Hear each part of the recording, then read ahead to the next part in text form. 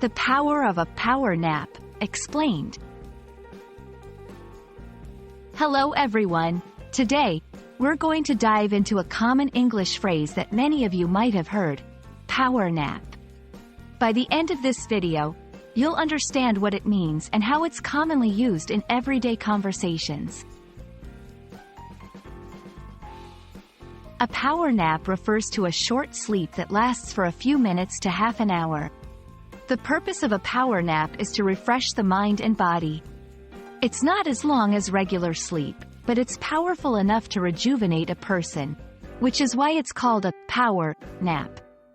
Many people take power naps during the day, especially when they feel tired or drained. The word power in this context signifies strength or energy. When someone takes a short nap and wakes up feeling refreshed and re-energized, it's as if they've gained a burst of power or energy.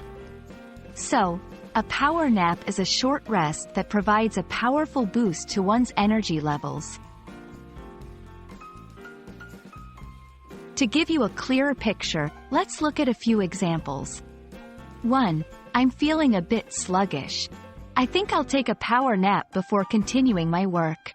2. After a quick power nap, I felt much more alert and focused.